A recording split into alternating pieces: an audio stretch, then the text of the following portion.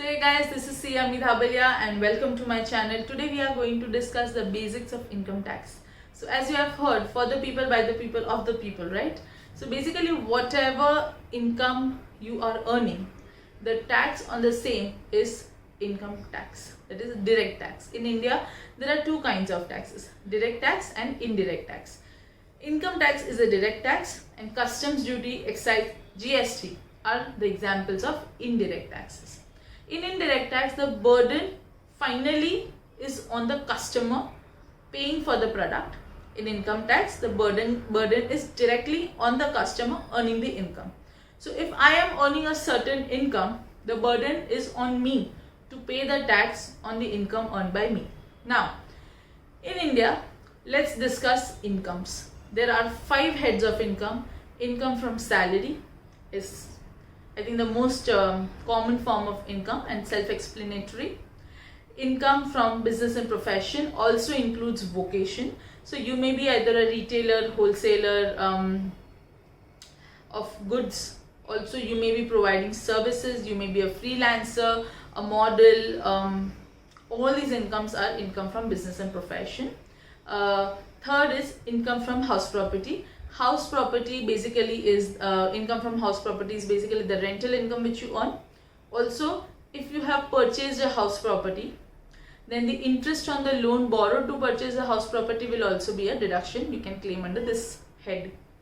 The fourth is income from capital gains. Now, under Income Tax Act, there are certain assets defined to be capital assets like shares, mutual funds, immovable property, gold, plant and machinery, etc., etc.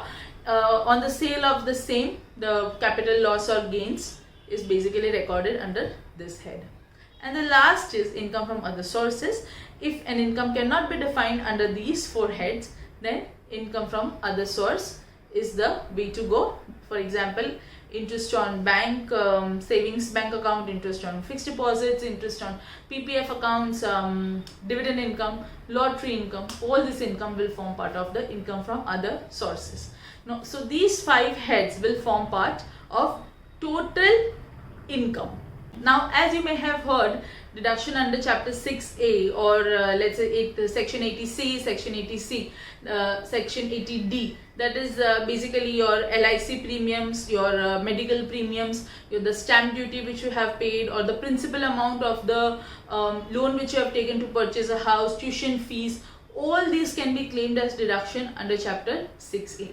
So out of the total income, you deduct the deductions. What is left is net taxable income. So the tax is basically calculated on this income.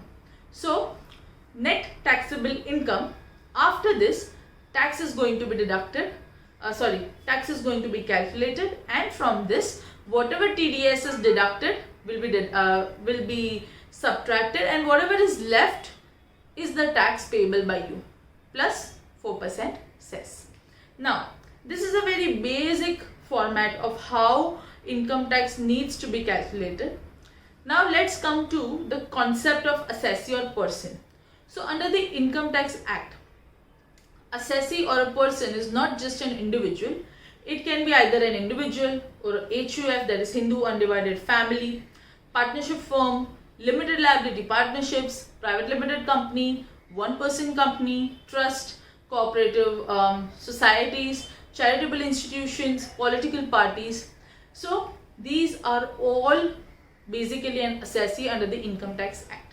The way of calculating tax, the rates may differ from assessee to assessee, but most commonly, as we have heard, is the slab rate. So in case of individuals in HUFs, slab rate will be applicable. Now under the slab rate, rebate under section 87A is also to be calculated. Now for resident individual, those having income less than or equal to rupees 5 lakh for a year, rebate is applicable. So essentially, if you are an individual and if you are a resident, if you have income up to rupees 5 lakh, no tax is to be paid by you. Rebate is 12,500. That is essentially 5% of 2,50,000. That is the first lakh. So now that we have discussed the tax calculation, and when does the tax calculation happen before deduction or does it happen after deduction. So it is quite clear. So again we'll just recap. 5 heads of income, total is total income, less deduction under chapter 6A, net taxable income, calculation of tax, less TDS, whatever is left is the tax payable. Now let's come to the point of payment of taxes. Taxes can be paid in 3 ways. First is TDS, tax deducted at source. TDS is basically the tax which is collected from you before you even earn your income. So this is first deducted and then the balance amount is paid to you as a salary. The second way is advance tax. If your tax amount for the whole financial year is equal to or greater than 10,000 rupees, then you are eligible to pay advance tax. So advance tax can be paid 4 times in a year according to the timelines. And the third way is self-assessment tax. That is, if TDS and advance tax does not apply to you, then at the end of the financial year you have to calculate your tax amount, and then whatever after deduction of the TDS, whatever is left you need to pay as a self-assessment tax. You can also pay the tax after filing the returns of income, but the best thing to do is file the return of income and pay the tax at the same time, so that there is no issue of getting any future notices from the income tax authorities. Now let's talk about PY and FY, previous year and financial year. Now, do you know why a financial year is said to be a previous year under Income Tax Act? So let's say the financial year is 1920, or let's say the previous year is 1920, it's the same thing. So from 1st April 2019 to 31st March 2020, the entire financial year or the previous year for which assessment will happen in or before July 2020, that is, you will file your returns on or before July 2020, 4 months after the financial year is completed. Now this is the reason why if I am assessing for financial year 1920 in 2021, so the assessment year is 2021 but the financial year is 1920. So this is the reason why assessment year 2021 is the same as financial year 1920 and vice versa. So these are the very basics of Income Tax Act, the whatever preliminarily you require to know about income tax. For a private limited company the tax rate is 25%. For an LLP the tax rate is 30%. For a private limited, for a partnership firm the tax rate is 30%. So depending upon the kind of person or the kind of assessee, tax rates can change.